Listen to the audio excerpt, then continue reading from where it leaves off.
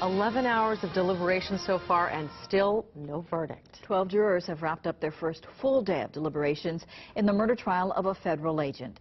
KITV4's Laura Yamada joins us with the tough questions before them. Laura.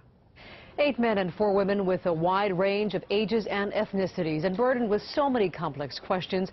Was Special Agent Christopher Deedy really drunk? Did he properly identify himself? Did he follow his training? And was his use of deadly force ultimately justified? Throughout the trial, Deputy Prosecutor Janice Futa argued policies that govern Special Agent Deedy prohibit him from drinking even one drink while carrying a loaded gun.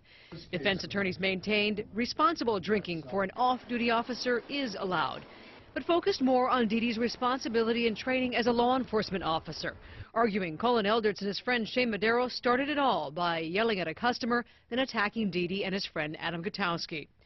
Prosecutors believe not only did Deedy spark the fight, but could have walked away more than once. Former City Prosecutor Peter Carlisle weighed in this morning, saying those were likely the strongest points for each side. You've got defensive self, you've got defensive other, and then you've got privileges that law enforcement officers have where they're not allowed to retreat from a situation. So him doing that was obviously something that was helps him in terms of his arguments. Despite that, Carlisle believes no one, even with an ounce of alcohol in their system, should be allowed to carry a loaded gun. And he believes in the future he'd like to see the law changed to make that a crime. Ultimately, how that would affect this, probably not a great deal. But the point of the matter is we see over and over again people with some degree of alcohol in their system with guns in their hands that are loaded. And that, to my mind, is an untenable and intolerable situation.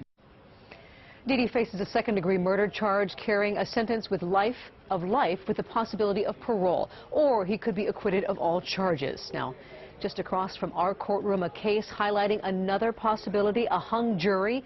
2 men are now on trial again for murder. More on that later in the show. Jury deliberations in Deedy's case resume tomorrow morning. Back to you.